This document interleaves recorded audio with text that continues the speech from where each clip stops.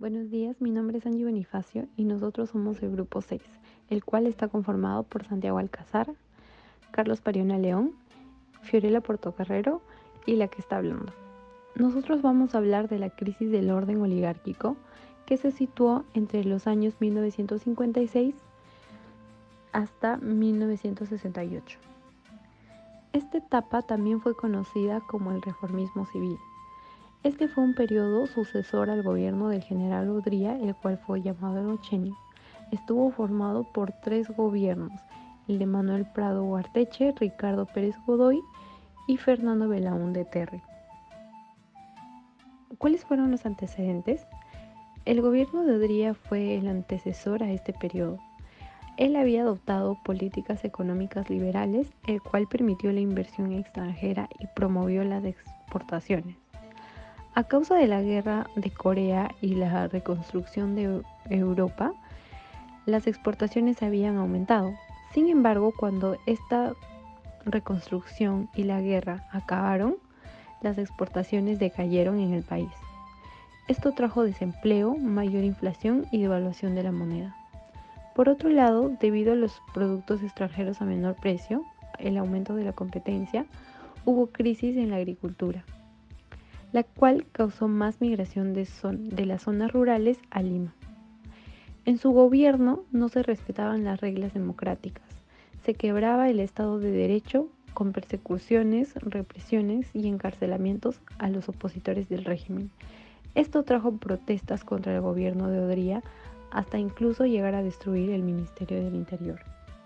A continuación, los aspectos sociales, culturales y económicos.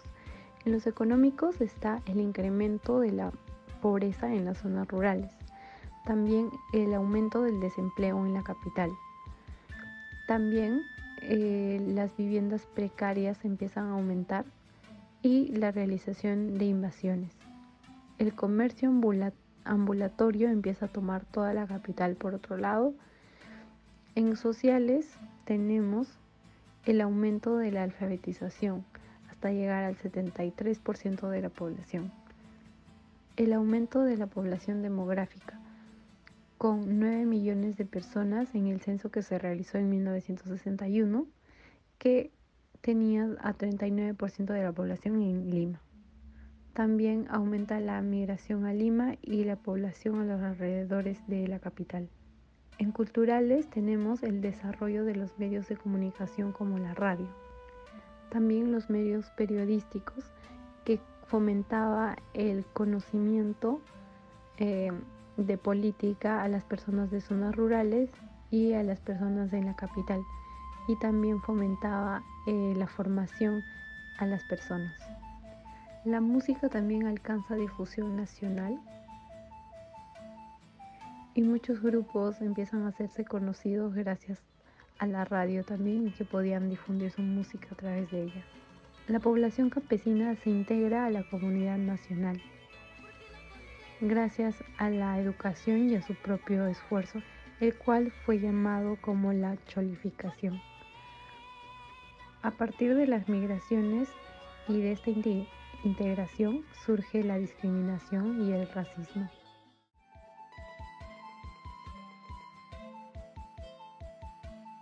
Durante el gobierno de Odría, el APRA no pudo presentar su propia lista presidencial, pero sí inició negociaciones con cada candidato para asegurar una promesa de legalidad a cambio del respaldo del partido. Unos cuantos días antes de las elecciones, Prado llegó a un acuerdo con el APRA llamado Pacto de Monterrico. El acuerdo dio a Prado el respaldo necesario para ganar las elecciones con 586.000 votos. Manuel Prado asume la presidencia en 1956. Este gobierno se caracterizó por una democracia pro-oligarquía. El Estado continuó la línea no intervencionalista pro-exportadora. También fue denominado la convivencia, ya que durante el gobierno de Odría el APRA era ilegal. Pero, a cambio del respaldo aprista, Prado aceptó legalizar el partido y permitir que Haya se postulara a la presidencia en 1962. Los militares No queriendo que el APRA gobierne, decidieron hacer un golpe de estado dejando en el poder a Ricardo Pérez Godoy.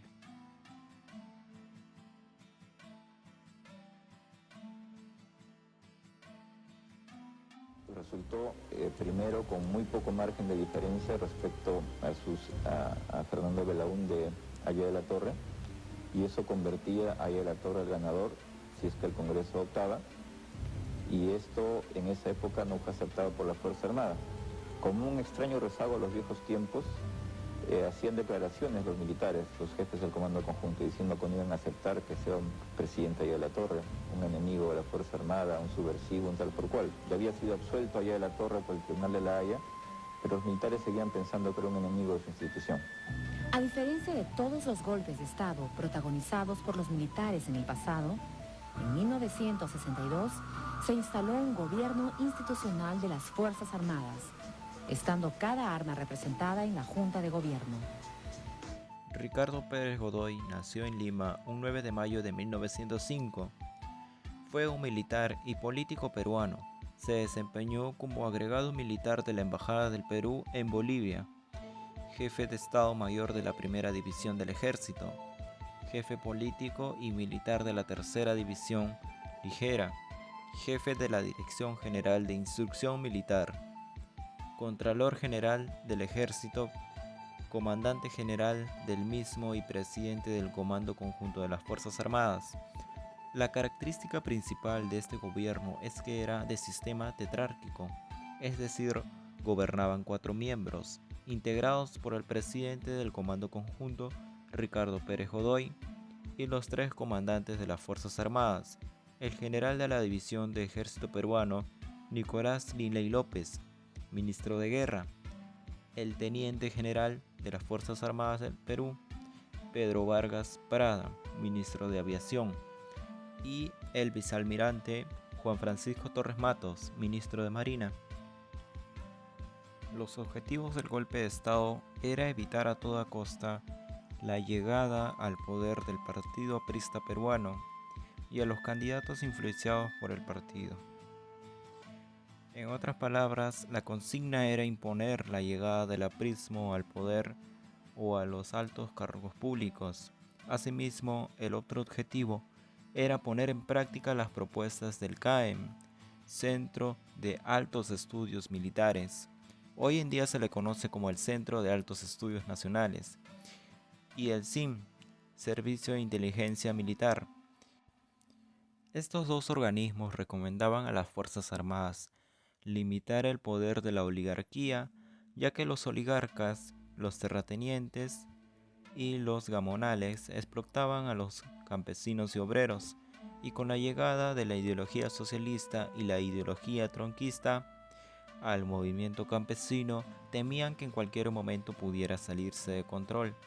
Es por ello que se le quitaron algunos beneficios a la oligarquía para darle lo mínimo al pueblo y evitar una explosión social o una revolución.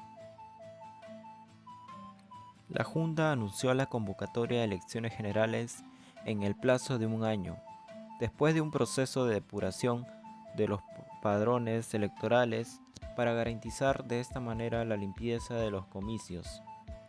Al principio recibieron el apoyo de Acción Popular y del Partido Comunista Peruano.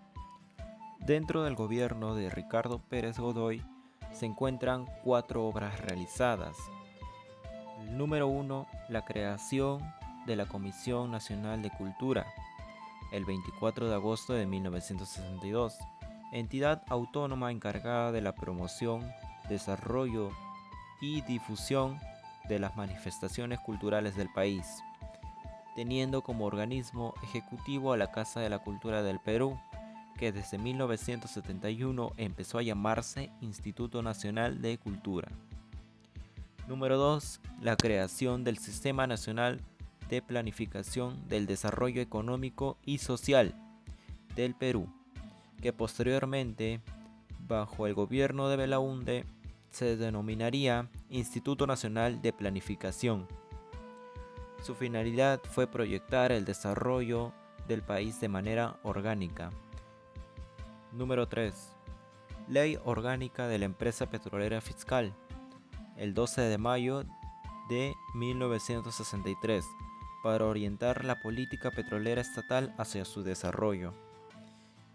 Número 4. En 1963, el gobierno de los generales Ricardo Pérez Godoy y Nicolás Lindley promulgó la denominada Ley de Bases para la Reforma Agraria, con el objetivo de parar las revoluciones agrarias que estaban causando estragos en el país. El general Ricardo Pérez Godoy, luego de estar 8 meses en el poder, es sacado de la Junta por el motivo de ser demasiado personalista y posteriormente reemplazado por el general Nicolás Lindley, un 3 de marzo de 1963. Soy Fiorella Portocarrero y les voy a hablar sobre el primer gobierno de Fernando Belaúnde Terry. Este gobierno comenzó en 1963 y finalizó en 1968. El gobierno civil de Belaúnde se caracterizó por ser democrático y reformista. Lamentablemente no logró realizar las reformas prometidas debido a la oposición que tuvo en el Congreso. Belaúnde no podía gobernar tranquilo, ya que la mayoría del Congreso era del partido opositor. Fernando Belaúnde tuvo 2 grandes propuestas. La primera fue solucionar el caso de Brea y Pariñas, y la segunda consistió en dar la reforma agraria. En 1964, Belaúnde da la ley de la reforma agraria. Esta reforma se aplicó en Cusco y tuvo muchos problemas al ser empleada. No fue efectiva y solo trajo problemas. Respecto al caso de Brea y Pariñas, Belaúnde como primer paso anuló el contrato Laudo de París para poder llegar a un verdadero acuerdo y el 13 de agosto de 1968 se firma con la IPC el Acta de Talara, en la cual la IPC se comprometía con el Perú a pagar la deuda que tenía. Por otro lado, se iniciaron obras de carreteras, hidroeléctricas, represas, canales de riego y aeropuertos. De esta manera, Belaúnde intentó modernizar al Perú, pero el problema era que este dinero salía de los préstamos. Así que, para finales de su gobierno, el Perú se encontraba endeudado y la moneda se estaba devaluando. Por ello, Belaúnde empezó a perder popularidad. Y las Fuerzas Armadas ya venían preparándose para un golpe de Estado. El Acta de Talara tenía varias páginas, pero faltaba una, la cual era la número 11, y fue con esta página con la que Velasco Alvarado dio un golpe de Estado y así finalizó el primer gobierno de Fernando Belaúnde Terry.